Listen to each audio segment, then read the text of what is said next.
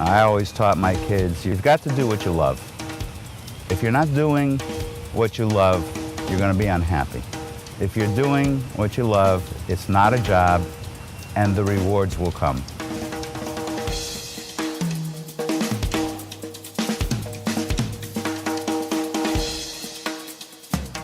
You know, it was interesting. I remember meeting Larry my very first day at Weiss because he was the man at the time. I mean, he had correctly called the top in 2000 and the ongoing bear market, which was still in full force at the time.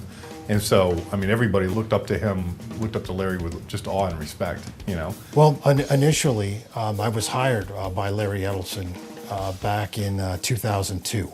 And I still remember Larry. He was always quick and short to the point. I wrote up a recommendation, submitted it to him to see if, get his crits for it. Came back with an F-. And that hurts when you see that, right? But that was the one thing about Larry is he liked to teach people more than anything. So it wasn't necessarily to put you down or anything like that. Then he would tell you why. But yeah, he was certainly someone like that. Hi there, back in the... Larry was a devout studier of markets, of history, of studying war cycles, boom and bust economy around the globe for 5,000 years, all kind of worked in. And that's applied into the artificial intelligence wave model that we use every day for intermediate and longer term market direction. Larry spent his very long part of his career, the majority of his career, Larry spent on the study of cycles and researching historical precedents for what happens. Mark Twain once said that history never repeats, but it rhymes. And Larry definitely believed in that, as do I. He was a student of history, just like I was. I'll tell you, what's really special and exciting about the Edelson Institute is Larry's brilliance into all the research, the cycle modeling work that he's done, the artificial intelligence models, and his war cycle. He kind of wondered, why would you keep doing this? Why don't you stay with your family, or do whatever? But he said no, part of what he drove him was always learning and studying different things. So he was constantly thinking about the next thing, no matter what it was. He called Enron when every analyst on Wall Street was bullish about the stock. So he purchases all these stock certificates and has them framed. I've got one hanging on my office wall to this day. I can remember him handing them out to all of the people at Weiss and saying, this is a reminder to always do your own homework and never trust what the management or the Wall Street analysts tell you. And that's always stuck with me to this day. Actually, the team as a whole is just amazing because you kind of think of it like a good baseball team, right? That can hit for power, has great pitching, and also plays good defense. You got all the tools, as they say. So with our team, obviously I spent a long time learning, from Larry, working with him for over 15 years.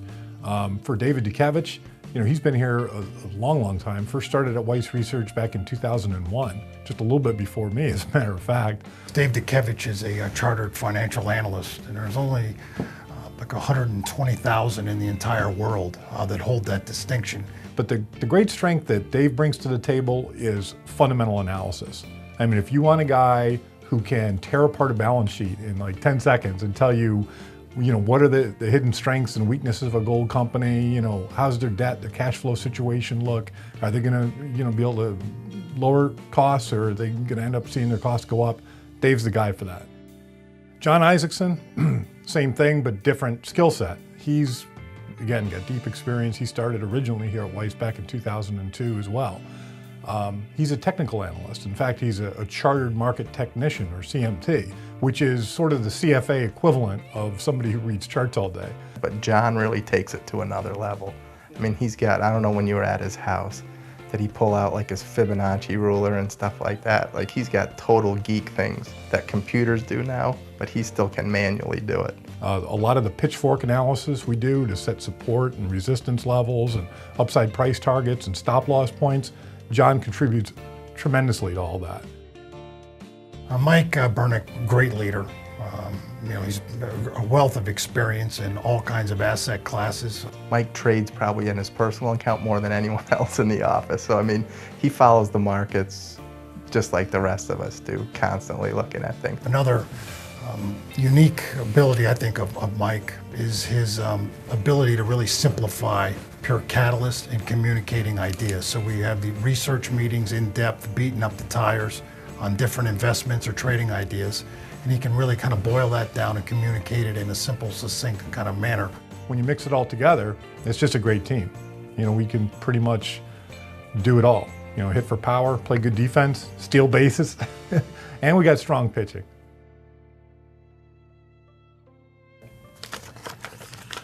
Actually, we got a nice condolence card in here. Please accept my condolences upon the loss of your friend and mentor, and please pass them along to his young family and your entire staff at Weiss Research. Yeah, Larry was one of a kind. He'll be sorely missed, but it's nice to know many of his loyal readers thought so much to stop and send us an email of condolences, or in this case, an actual letter.